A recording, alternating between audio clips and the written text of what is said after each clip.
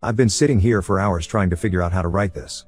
I, 35M, was married to Susan, 32F, for 8 years. We met in college during our final year. I was studying to become a teacher, and she was studying massage therapy. We dated for 2 years before getting married. Susan always dreamed of having her own massage clinic, and I supported her all the way. For the first 5 years of our marriage, Susan worked at different spas and clinics, building her reputation and client base. She was good at what she did, and her clients loved her. 3 years ago, I helped her set up her own clinic. I took out a loan against my name to help with the initial costs. My grandfather had left me some inheritance money, which I was saving for our future kids' education, but I didn't touch it because Susan insisted we could manage without it. The clinic did well. Susan had brought many of her regular clients with her, and she was getting new ones through referrals. She worked hard, often staying late to handle paperwork and maintain her equipment. I was proud of her success and how she had built everything from scratch. Then Andrew, 38M, came into the picture. He started coming to her clinic about 8 months ago, claiming he had chronic back pain from sitting at his desk all day. He was some high-level executive at a big corporation. At first, Susan would just mention him casually, how he was a nice client, very professional, and appreciated her work. But gradually, she started talking about him more and more. She would tell me about his business trips, his corporate success stories, the expensive car he drove. I noticed she started booking his appointments as the last ones of the day. When I asked about it, she said it was because his schedule was tight and that's the only time he could come. About 6 months ago, things started changing. Susan began working later than usual. She bought new clothes, changed her hairstyle, started wearing more makeup. When I asked, she said she needed to look more professional for her clients. She also started getting texts late at night, which she said were from clients booking appointments. Looking back, I should have seen the signs. She stopped asking about my day at school. She used to love hearing stories about my students and their funny incidents. She would always say teaching was a noble profession. But suddenly, she started making comments about how teachers were underpaid and undervalued. Then came the day that turned my world upside down. Susan came home one evening, sat me down, and said she wanted a divorce. Just like that. When I asked why, she told me she had fallen in love with Andrew. She said he made her feel alive, understood her ambitions, and could give her the life she always wanted. What hurt the most was how she compared me to him. She said Andrew earned more in a month than I did in a year. He had a penthouse in the city, drove a Mercedes, and could take her to expensive restaurants. She said being with him made her realize how she had settled for less with me. I asked her if our 8 years of marriage meant nothing. She replied that she was grateful for my support but she couldn't keep pretending to be happy with a simple life anymore. She said Andrew took her on surprise weekend trips, bought her designer bags, and showed her what real success looked like. After she moved out, I found out from her sister Amy, 29F, that Susan had been seeing Andrew for 3 months before asking for the divorce. They would meet after her clinic closed, and all those late nights of paperwork were actually dates with him. Amy was against what Susan was doing but felt caught in the middle. My parents were devastated. They had always loved Susan like a daughter. Mom, 58F, would have her over for lunch every week, taught her our family recipes, and even gave her grandmother's jewelry. Dad, 60M, helped renovate her clinic space when she first opened it. They couldn't understand how she could do this to our family. The divorce proceedings were brutal. Susan wanted half of everything, including my inheritance from grandfather. Her lawyer argued that she had contributed to my career growth by supporting me as a teacher. Thankfully, the judge didn't buy it since the inheritance was specifically left for my future kids' education. The divorce was finalized last month. Susan got her clinic and her car, I kept the house and my inheritance. We didn't have kids, which was probably for the best. Throughout the proceedings, Susan kept talking about her wonderful new life with Andrew, how he was her soulmate, and how she finally felt truly happy. I threw myself into my work after the divorce. Started going to the gym, reconnected with old friends. My friend Mark introduced me to Rachel, 33F, at his barbecue last month. She's a kindergarten teacher at another school. We clicked immediately, sharing stories about our students and laughing at similar classroom experiences. She's so different from Susan, genuine, caring, and actually proud of being a teacher. Yesterday, I got a call from Anna, 31F, Susan's best friend. She sounded serious and said she needed to talk to me about Susan. I've known Anna since college, and she's usually pretty straightforward. For her to be this cryptic means something big must have happened. We're meeting tomorrow for coffee. I thought I had finally moved past this whole mess, but this call from Anna has me worried. I'll update once I know what this is about. Update 1: The meeting with Anna yesterday turned my world upside down again, but in a different way this time. I met her at the coffee shop near my school. She was already there when I arrived, fidgeting with her coffee cup, which was unusual for her normally confident demeanor. Anna started by apologizing for getting involved, saying she wouldn't normally do this, but she felt I deserved to know what happened. Then she told me everything that went down last week. Apparently, Susan had been planning a surprise lunch visit to Andrew's office. She had even bought an expensive tie for him from some designer brand.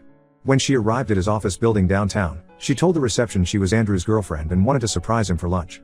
The receptionist looked confused and said Andrew was already out for lunch with his wife. Susan thought she had heard wrong. She argued with the receptionist, saying there must be some mistake because Andrew was divorced. The receptionist, looking uncomfortable, showed Susan a family photo on the lobby wall. There was Andrew with his wife and kids at some company picnic. Susan refused to believe it and decided to wait in the lobby. About 20 minutes later, Andrew walked in with a well-dressed woman and 2 kids, 8M and 6F. They were all laughing about something, looking like the perfect family. According to Anna, Susan just stood there frozen, watching them. The woman was holding Andrew's arm, and the kids were calling him daddy. That's when Susan lost it. She walked right up to them in the lobby and confronted Andrew. Anna said Andrew's reaction was the worst part. He was completely calm, like he had been caught in a minor inconvenience rather than a life-shattering lie. He simply told Susan that she was nothing more than a fling, and he had never planned to leave his family. His wife, who Anna said is some hotshot lawyer named Sarah, was shocked at first but quickly put the pieces together. She asked Susan how long this had been going on. When Susan said 6 months and mentioned the penthouse, Sarah exploded. Turned out the penthouse was a company apartment meant for visiting clients, and Andrew had been charging all his dates and gifts to the company card. The truth came tumbling out right there in the lobby. Andrew had been married for 12 years. All those business trips he told Susan about? Most were fake. He would tell his wife he was at work and tell Susan he was traveling. The late-night appointments at Susan's clinic were his primary excuse to his wife. The expensive gifts he bought Susan? All charged to his company as business expenses. The fancy restaurants?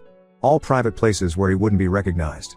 He had orchestrated everything perfectly to keep his double life hidden. Anna told me Susan hasn't left her apartment since that day, except to go to work. She's been a complete mess, finally realizing how Andrew had played her. But here's the real reason Anna wanted to meet me: Susan wants to come back. She's been telling Anna how she made the biggest mistake of her life leaving me, how she now sees what true love and respect look like. I couldn't help it, I laughed. Right there in the coffee shop, I just started laughing. Anna looked shocked, but I couldn't stop. The irony was too much. Susan left me because Andrew was everything I wasn't, and now it turns out Andrew isn't even who he pretended to be. I showed Anna the screenshots I had saved from our divorce proceedings, where Susan wrote about how Andrew was her soulmate and how she had never been happier.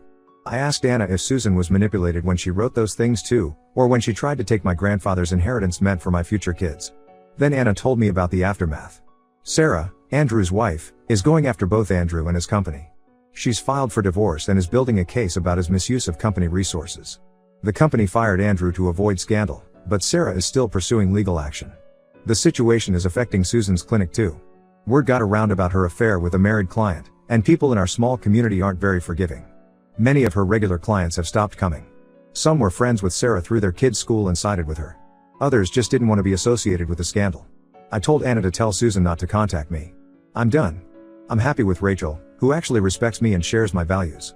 She loves being a teacher and understands the satisfaction of making a difference in kids' lives. Just last weekend, we went hiking, and she had packed lunch for us, something Susan always thought was too simple and beneath her. As I was leaving, Anna tried one last time, saying people deserve second chances. I told her that second chances are for mistakes, not for deliberate choices. Susan didn't just cheat, she chose to belittle me, tried to take my inheritance, and threw away 8 years of marriage for a fantasy. I'll update if anything significant happens, but honestly, I hope this is the end of it. Rachel and I are planning a weekend trip to the beach next month, and I'd rather focus on building my new life than dwelling on the ruins of my old one. Update 2: Things have escalated quite a bit since my last update. Despite my clear message through Anna, Susan has been relentless in trying to contact me. It started with her showing up at my school during lunch breaks. The first time, I was in the teacher's lounge when another teacher told me someone was asking for me at the front office. I went there to find Susan waiting. She looked different, no designer clothes or fancy jewelry anymore, just regular work clothes. When she saw me, she started crying and trying to talk about how sorry she was. I walked away without saying anything. But she kept coming back almost every day for a week, until I had to talk to my principal about it. My principal was very understanding. Turns out his wife had left him for someone else years ago, so he got where I was coming from. He instructed the front office not to let Susan in and told me to document every time she tried to contact me, just in case things got worse. After she couldn't reach me at school, she started sending emails. Long, emotional ones about how Andrew had destroyed both our lives, how she had been blind, how she missed our simple but happy life. I blocked her email. She made new accounts. I blocked those too. Then she started sending handwritten letters to my house. I returned them all unopened. Last week, she crossed a line I never thought she would. She showed up at my parents' house on a Sunday afternoon, right when she knew they'd be home after church. Mom called me right away, sounding upset and confused. Susan had been crying on their doorstep, telling them I was being cruel by not giving her another chance. By the time I got there, Mom had let her in, and they were sitting in the living room. Susan was telling them how depressed she was, how she couldn't sleep at night thinking about how she'd ruined everything, how Andrew had manipulated her. Mom, being the kind person she is, was actually feeling sorry for her. That's when I lost it. I told my parents everything I had been protecting them from. How during our marriage, she had started making snide comments about my career choice. How she had compared my salary to Andrew's, my car to his Mercedes, our house to his penthouse. How she had written in legal documents that Andrew was her soulmate and our marriage had been settling for less. Then I revealed something I hadn't told anyone before. During the divorce, Susan had tried to claim part of my grandfather's inheritance. She knew that money was sacred to me. My grandfather had worked his whole life as a janitor, saving every penny so his grandkids could give their children the education he never had. Susan tried to argue she deserved it for supporting my teaching career, the same career she later belittled. The look on my parents' faces changed immediately. Mom stopped patting Susan's hand. Dad, who had been quiet until then, stood up and told Susan to leave. As she was walking out, she turned and said she would do anything to make things right. I told her the only right thing she could do was stay out of my life. Rachel has been amazing through all this. She suggested we take a trip to get away from all the drama. We're planning to visit my cousin in California next month. He lives near the beach, and it'll be good to have some peace and quiet. I've also heard through mutual friends that Susan's clinic is about to close down. Most of her clients have left, some because of the scandal with Andrew, others because they don't trust her professional boundaries anymore. She can't afford the rent without her regular clients. The loan I had taken out to help her start the clinic is still in my name, but thankfully it's almost paid off. I don't feel any joy in seeing her business fail. But I don't feel sorry for her either. Every time I start to feel a hint of sympathy, I remember how she tried to take my grandfather's money, how she mocked my profession, how she threw away our marriage for a lie. Rachel says I'm handling this better than most people would. Maybe it's because I've had time to process everything, or maybe it's because having her in my life shows me what a healthy relationship should look like. Either way, I just want this chapter of my life to be over. I'll update again if anything significant happens. Update 3: I decided to write one final update to give closure to everyone who has followed my story. These past few months have been quite eventful, and I want to share how everything turned out. Susan's clinic officially closed down last month. Amy told Mom that Susan couldn't keep up with the rent after losing most of her clients. She tried to sell the business, but no one was interested. The equipment was sold off to cover the remaining loan payments. She's now working as a regular massage therapist at a spa across town, making less than half of what she used to.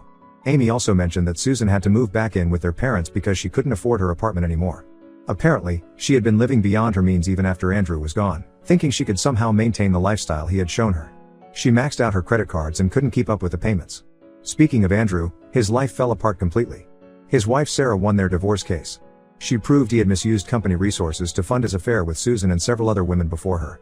Yes, Susan wasn't the first. Sarah's investigation uncovered at least 3 other affairs in the past 2 years. Andrew lost his job, his reputation, and most of his assets. Sarah got full custody of their kids and their house. Andrew had to pay a significant settlement, including most of his savings and investments. He couldn't find work in our city. Word had spread in the corporate circle about his misconduct. Last I heard from a mutual friend, he moved to Arizona to start over. Rachel and I moved in together last month. It just felt right. She gets along wonderfully with my parents, Dad already treats her like a daughter, and Mom loves having her help with Sunday dinners. Rachel's family has welcomed me too. Her dad and I go fishing sometimes, and her mom keeps trying to feed me because she thinks I'm too skinny. 2 weeks ago, Susan's mom called me. She went on about how Susan was a changed person, how she had learned her lesson, how she cried herself to sleep every night. She asked me to at least talk to Susan, saying everyone deserves a chance at redemption. I was polite but firm. I told her that while I appreciated her concern, that chapter of my life was permanently closed. Some of our mutual friends think I'm being too harsh. They say Susan is truly sorry and that forgiveness would be good for both of us. But they don't understand. This isn't about forgiveness, it's about consequences. Susan didn't make a mistake in a moment of weakness. She made calculated decisions over months to cheat, leave, and then try to take what she could in the divorce. Rachel and I are talking about marriage. Not right away, but it's on the horizon. She understands me in a way Susan never did. She loves her job teaching kindergarten, and her face lights up when she talks about her students, just like mine does when I talk about my high school kids. To everyone who supported me through this journey, thank you. Your words of encouragement helped more than you know. And to those going through similar situations, remember that you deserve someone who respects you, values you, and loves you for who you are, not what you can provide. This will be my last update. Life has moved on, and it's time to close this chapter completely. Sometimes the best revenge is simply living well, and that's exactly what I plan to do.